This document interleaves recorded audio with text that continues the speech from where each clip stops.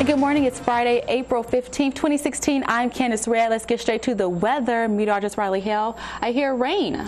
It is raining this morning, so we called for this yesterday. We thought we'd get a few showers in here. No thunderstorms to talk of, just staying light to moderate rainfall across the area. Already picked up 1/4 inch in a lot of places here in the Delta. Let's look at South Delta real quick. Yazoo County, Sharkey, Holmes, Humphreys, Rolling Fork. Y'all saw a little bit of the rain earlier, but y'all are getting a little break right now. Luis, y'all are seeing the rain in southern Holmes County.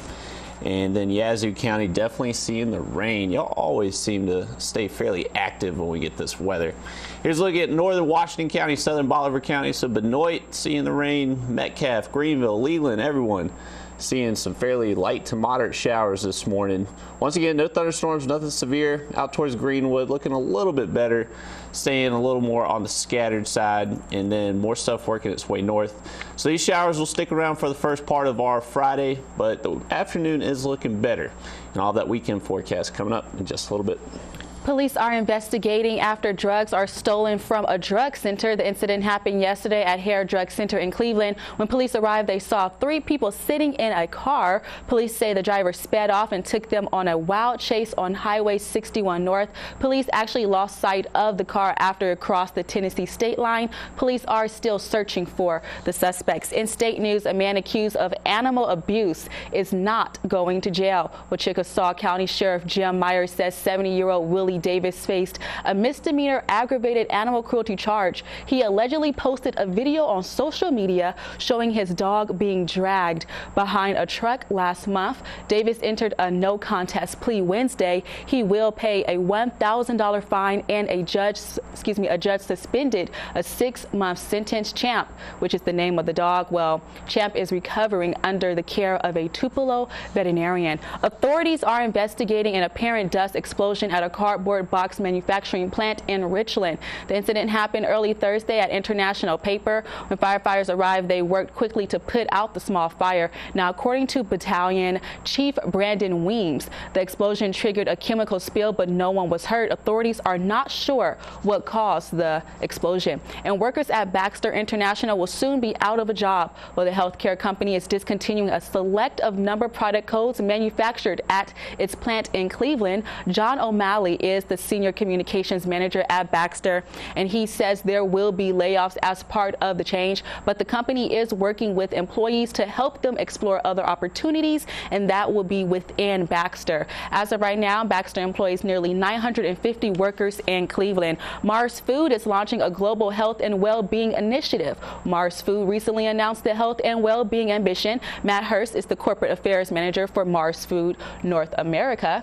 He says the purpose of the initiative is to improve the nutritional content of Mars Food products to inspire healthy cooking and eating at home. Now, as part of the ambition, Mars Food plans on reducing sodium and added sugar, as well as offering more fruits and vegetables and products. A bill to expand the board of Mississippi's largest airport is headed to Governor Phil Bryant. Well, the state Senate voted 31-52 to pass Senate Bill 2162. It would replace a 5-member board within a 9-member board to oversee Jackson Medgar Willie Evers International Airport. And Governor Phil Bryant has signed into law Senate Bill 2161. The new law allows students in school districts with academic ratings of C, D, or F to attend charter schools statewide. Well, those against the bill dispute whether charter schools perform better and say taxpayers should not be forced to support schools elsewhere.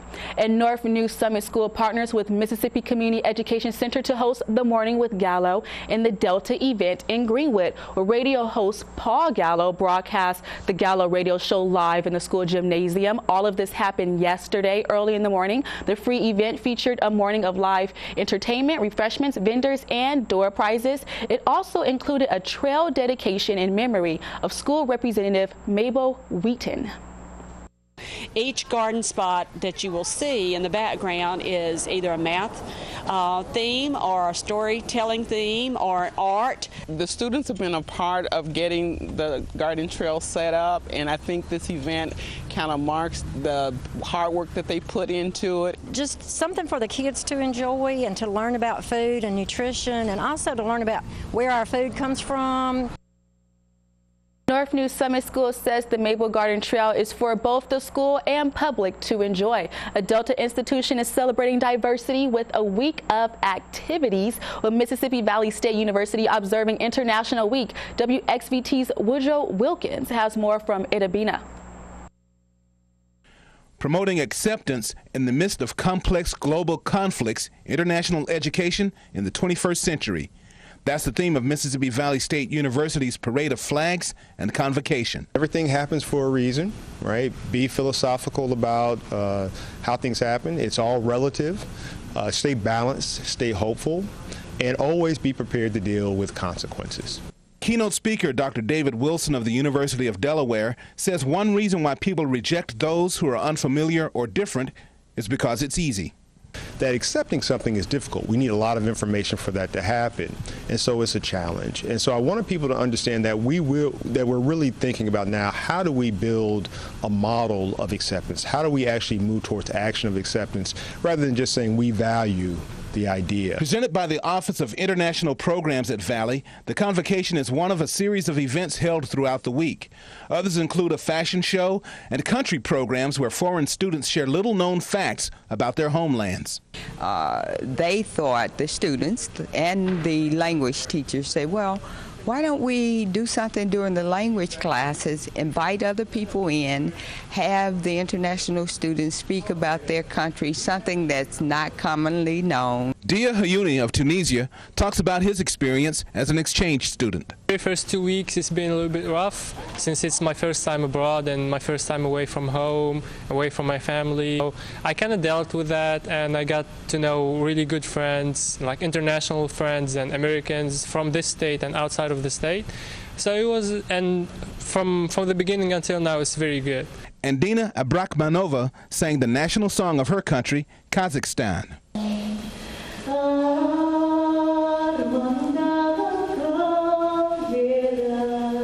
On the campus of Mississippi Valley State University, Woodrow Wilkins, WXVT, Delta News.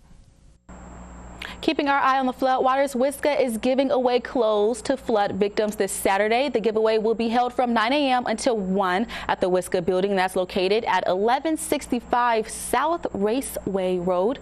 Food and drinks will also be served, and there will also be an energy conservation program and financial management education from 10 until noon. All right, it's time now for your Today in History. So on April 15th, back in 1947, Jackie Robinson becomes the first African-American player in Major League Baseball, where Robinson faced tremendous racial discrimination throughout his career, and this is even from baseball fans and players. Jim Crow laws also prevented him from using the same hotels and restaurants as his teammates while playing in the South. Let's take a look now at your morning Delta Chat question. Should you tell the truth at all times, no matter what?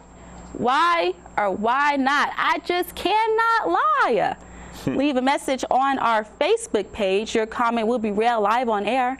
Thanks for participating. Riley, are you always telling the truth? Are you honest? Try to be honest, but white lies, they come out every now and then. I must admit, it's a tad bit difficult to tell the truth. You don't want to hurt someone's feelings. Let's say if they say, do I look fat in this dress, Riley? Exactly. I'm hoping Riley's going to say, no, you look great, Candace. Yep, that's it's tough. Hard. It's tough to tell the truth all the time. I like that picture from Liar Liar. What a great movie, right? And he gets put in those situations where it's like, you can tell a little white lie, no confrontation, go about your business. But if you're forced to tell the truth, sometimes never know what might happen. Yep. We want to hear your thoughts. Are you telling the truth at all times? Why not? Let us know. Riley, what's going on with the weather? Seeing some rain this morning. Actually, the bottom of your screen, probably seeing that aerial flood warning, and that is for Issaquah County. That's the only county in our area underneath that aerial flood warning. So that basically means it's going to be slow evolving, rising flood waters. So be careful out there, especially in Issaquah County. These showers are forming along a boundary and not moving very quickly. So we still have that upper level low, not moving too much. So this is just going to be the case for the next several hours. Parts of Issaquah County have already picked up close to 1 to 3 inches in some places. So expect these showers to continue for the next several hours. They are not going to go anywhere anytime soon. But it should be out of here by this afternoon. Our skies will try to clear out just a little bit, kind of the same pattern we've been in the last couple days. We'll stay fairly cloudy most of our day, and then clouds will start to break as we head towards this evening.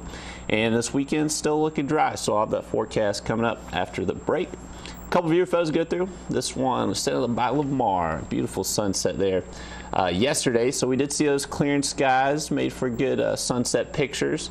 And then Charlotte Winters, haven't heard from her in a while. Glad she sent a few more photos in. This is out at Dockery, and so gorgeous setting there for Thursday afternoon. Viewer photos, y'all know where to go. Facebook, Twitter. Just make sure to let us know who you are and where you are.